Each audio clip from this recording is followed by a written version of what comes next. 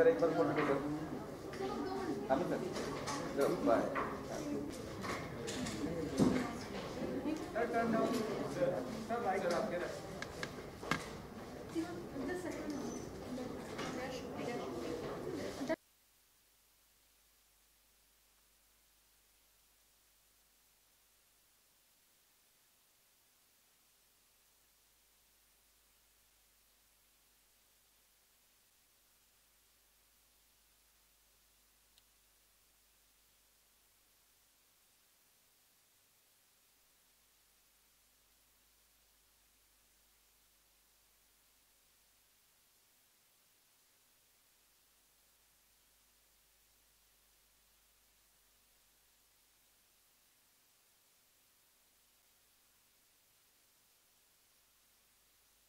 As a filmmaker, my job is to tell a story, and then after that you need to tell it as effective as possible, for want of a better word. Okay. Now, a theatrical film, obviously, there is a certain restriction. Could be of censor, could be of the kind of audience will come in. All kinds of people will come in. It's because it's an audience of in hundreds when they sit in a group.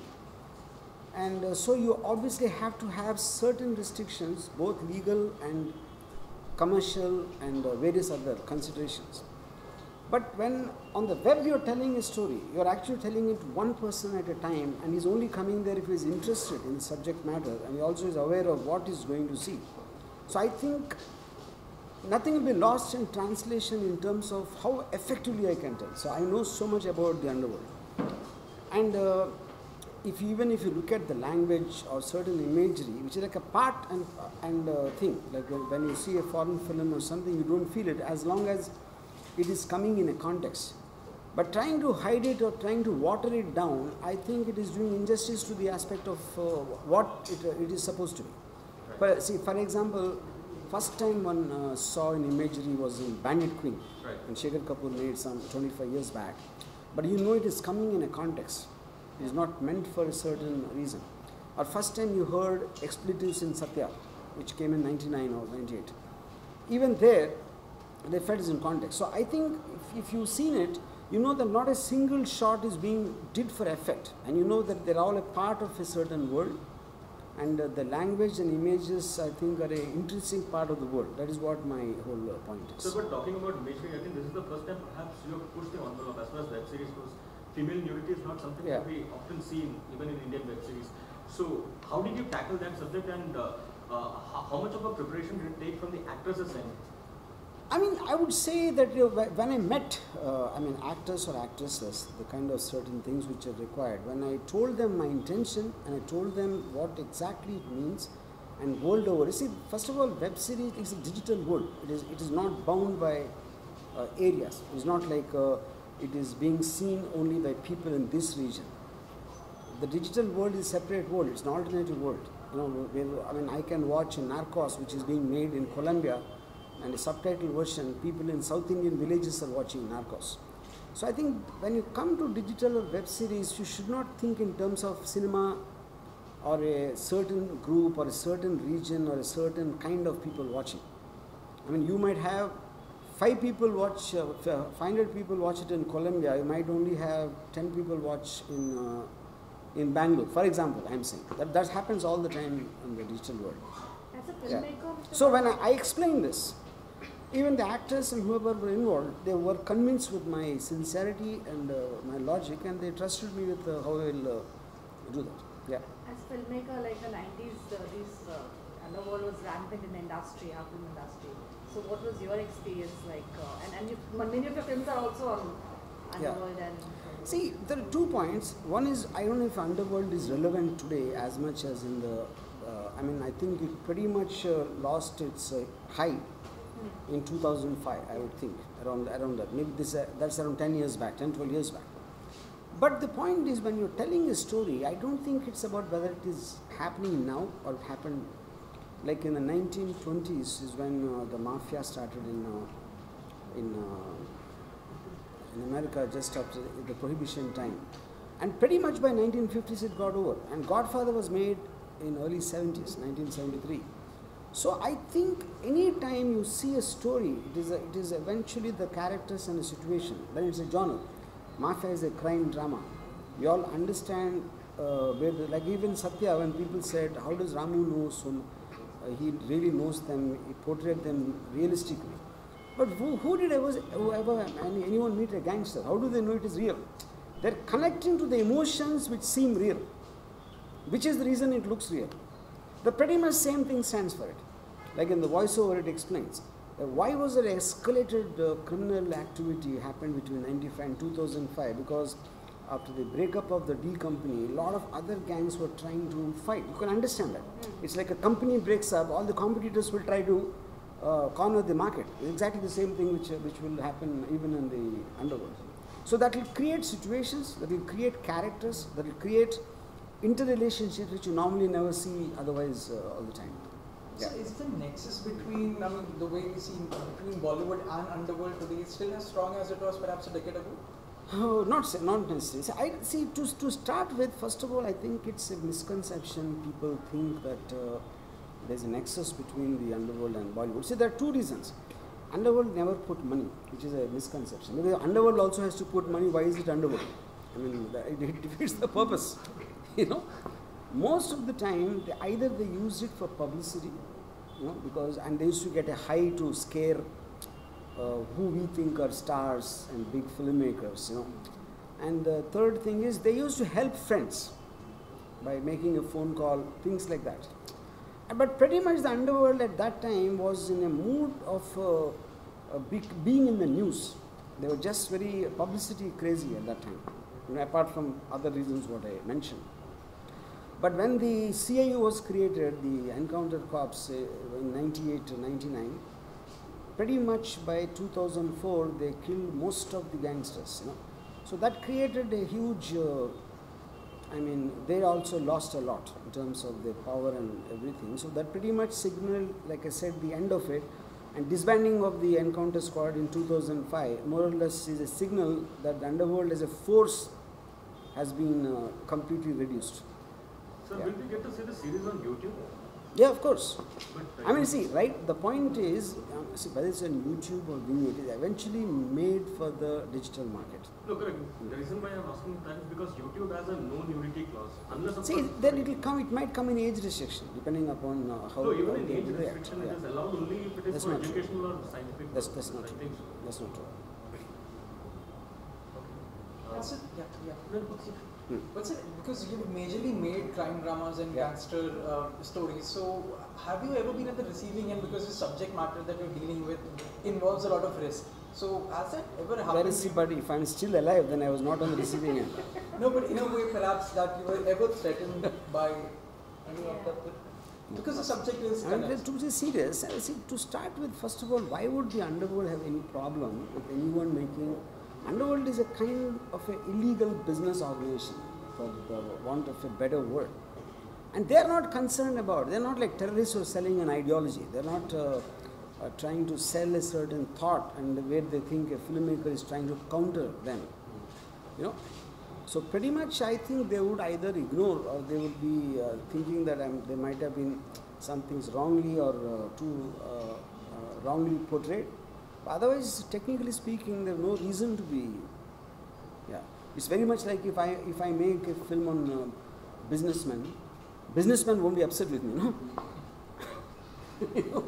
Sir, why have you chosen to cast new actors, relatively new actors in this? See, I think I wanted to have a very heightened sense of reality in the thing where I believe that if known actors are there, it will look like. You are seeing a person perform because you know the person, you have seen that person in other films or wherever. But if it's an unknown actor, I think you take him like a character, which is what worked in Satya also. Imagine if I have very known faces in Satya, I don't think it would have looked the same. Whose voice was that? The lady? That is Rohini Hatangri's.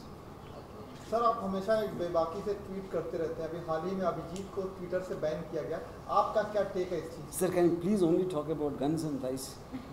If you don't like both guns and thighs, then we'll meet separately. I think we're... So, no, but as someone who gives opinions so freely and so openly, do you think in today's times it has become very difficult for one, especially a celebrity of someone of your stature or others, to express their thoughts openly without being trolled? Without being? Without being trolled to such an extent that they are bulldozed to get off the social media. See, I think social media is just noise. I really don't think it should be. First of all, to take it seriously, I think is wrong.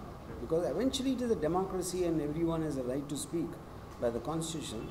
And social media just allows you to shout. But whether someone wants to take the shout seriously or they have the choice to block it, they have the choice not to, follow. So I think to take the social media seriously, I think is a mistake. I think it's like graffiti, it's on walls. Yeah. So why do we have this overbearing element of the underworld and sex always present, mostly present in your films? You see, I would say, if you look at it, the power and sex are the two most primary motivating factors by nature. I'm talking about even if you without this social advancement on the religion or a morality or a social standards, before all this come in, which make a society, the primary motivating factors for anything are power and sex. So the moment there are people in powerful positions by definition, they want to go against the establishment of a certain restricted mode. So they will indulge in something which they tell the normal people not to, most of the time. Which is the reason wars happen for women, Yeah. And our companies, so many things, so many times it's women and power which actually roll the entire thing. So I called it guns and thighs as a synonym for the effect of power and sex on politics of any kind of an organization. So do you think sex still has a shock value for Indian audiences compared to people abroad? I think anyone with a normal body will have sex as a shock value, I think. Yeah. Okay, there's one shot of a just your that is really scary and at the same time. I mean, that was meant to be. I mean, see, the point is if a gunshot is happening at a certain place, a kid happened to be there. So many times we hear criminal acts, like terrorist acts. No, I don't think when an act happens, the guy who's going to shoot a gun is going to look at kisko muka upar da, obviously he can't do that, So I think the fact that it can happen in places where even children and normal people are there, I wanted to assert that point there. But is it allowed to show a kid with that? Is it allowed by whom? I don't know. I mean, yes, see, first of all, on a digital space, eventually you're talking about a legal or a moral or whatever. So that what we put on the kid is actually sweet water mixed with color. And the boy, obviously, but when you're seeing it in the context, it looks like actual blood has been thrown on his face, which obviously that is not how films are done. Yeah. Mr. Varma, there are a few other filmmakers who have gone into web series, like we just met Ekta Kapoor, and she clearly said, the first thing she told me was, I'm doing it because I can't show this on TV and movies, so I can show this freely. So I'm free from CBFC guidelines that they have. So you also have that in mind? You see, that's what I'm saying. I don't think, but that is the only point. That is one point. Yeah, that is one of the I also would tell the story in an extended period of time to give it the justification, And like each meet, like also anybody who comes to watch something called Guns and Thighs, the title itself is indicative of what it is. Then you're telling it's about underworld, it's about whatever the graphic language and all that. After that, you are making a choice as an individual. Freedom is about you being able to make the choice. So you can't stop everyone else, whoever wants to see it, to stop here because they all are in the theatre. So I understand a censorship regulation for a theatre because it has number of sensibilities. Yeah. So where do you draw the line between not glorifying people, especially people belonging to underworld, and not make them seem heroic on screen? Because there's a very... See, I think this is like a very age-old thing people keep talking about, cinema glorifies, which I just think is absolutely incorrect, because for the simple reason, let me put it this way, the most successful film of all time in the history is Sholay, let's say, in Hindi cinema. and Gabbar Singh is the most loved character. But I don't know of a single person who got inspired to become a dacoit in the Chambal Valley after seeing Sholay. Neither did I ever hear of two families who were fighting with each other, became a joint family after watching Hum Aapke Kaun. You know? So I think it's a completely exaggerated thing of that. And eventually cinema is about heightening emotions. It's about showing imaginary conflicts and to create some kind of a resolution by the time you reach the end. And to make it effective, you have to take the conflict high. Now if you look at even a movie like Satya, for example, everybody dies by the time they take the gun. It's not like, I mean, and you see those numerous examples of that. The man who lives by the gun dies by the gun, things like that. So I think yes, but you might create, like, you see a Mad Max, you want to go fast in a bike, but that speed of the bike will only be from your compound till you come to the road. Once you are in the traffic jam, it will be level. The water will reach its own level. Mister Verma, अगर आप film maker नहीं होते तो और क्या होते हैं? अगर फिल्म मेकर नहीं होते तो गैंगस्टर तो नहीं होता हूँ. Ask that question. I think if I was not a filmmaker, I would have died. Yeah, because I really don't know what else to do. Neither do I know, nor am I interested in anything except films. So then how do you, I mean, with film after film, whenever you come out, there are people waiting to write you down and pull you up that, okay, maybe Gopal Varma isn't the same as he was before. Yeah, because when they are wasting their time writing, I'm making a film. It never bothers you that way? But since I'm not bothered when I'm doing this. Yeah. So there is a line, I think the trailer that we saw, it ends with a quote from Dawood Ibrahim. Where did he give that quote? Is it from the book? Or? See, obviously he didn't write the book, but I know a lot of people who interacted with him. So, yeah, he always used to say this line, if you keep on, if you all the time want to die, when you all this time scared to die, what's the point of living? No? So would you like and to if tell you, us, would you like to tell us the person who probably told you about? No. He used to do a lot of interviews. Yeah, I mean, Hussein Zaidi has interviewed him, I think, probably spoken to him. Anyways, it's not about the interview. I also know people who interacted with him at some time.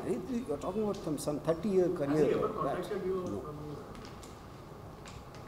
The moment he does, I'll tell you. No, I mean, given the kind of unspoken personality you are.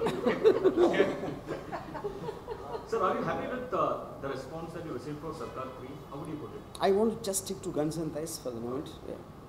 So which actors did you show the speeches? Which actress?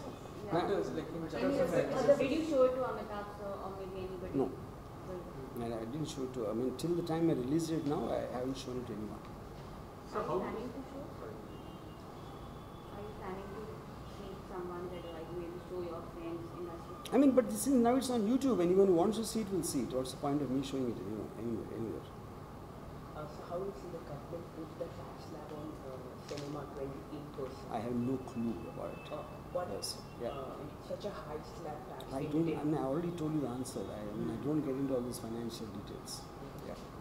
So finally, how do you see the digital space opening up for web series? And what kind of I content think do that's you the see? future. I have no doubts about it. See, the point is today, if you look at the great series made by Netflix and all that, as Game of Thrones or Narcos or House of Cards, or all of them, I think these days most of the time I meet people who ask me, what series are you watching? They don't ask what film are you watching anymore. And I think it's going very, very fast, And the fact that you can, really get deep into the whole thing, and you can just go and imagine, we are scared of making a film more than 2 hours long.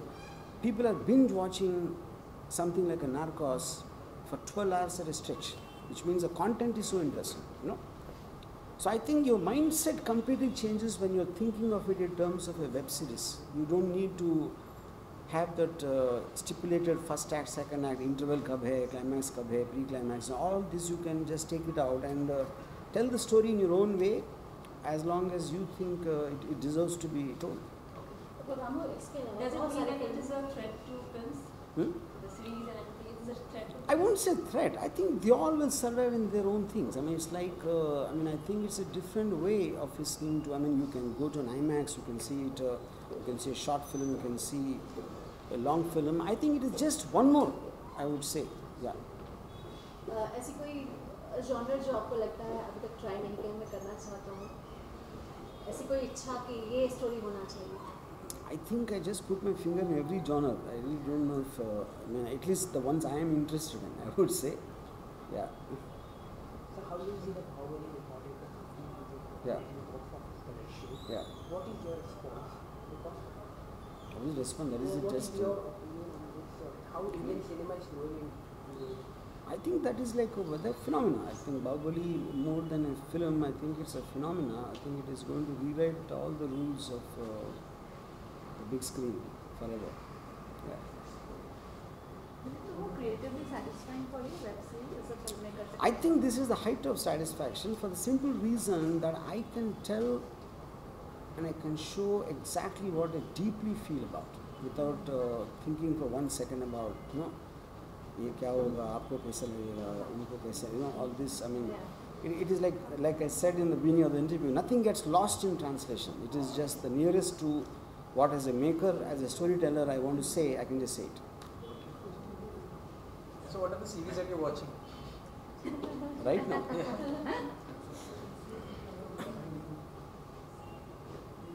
I'm actually not watching right now because I'm really tied up in all this work. Yeah. So, but any Indian web series that you really love in recent times?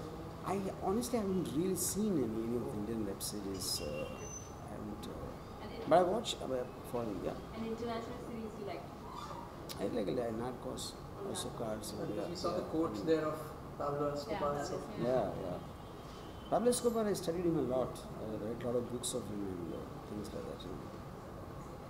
So are you launching the web series entirely on YouTube or some platform like this? There will be later on, but this is just a start, I would say. Are you planning to launch a whole new platform just like all Yeah.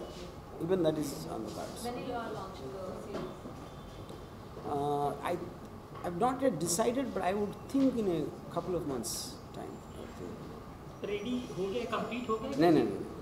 It's still. So 10 seasons, right? We saw there. Four seasons. 40 seasons. 40 episodes. Yeah. So, what is the duration of one episode? It will be roughly 50 to 60 minutes. Oh, okay, 1 hour. Has the Modi government completed the I have no idea. I think except for guns and price, you're interested in everything else. But I think government completed 3 years and what I issue have no clue because I don't observe anything outside films. I have no idea. So whether it's connected 3 years or 30 years also, I won't know.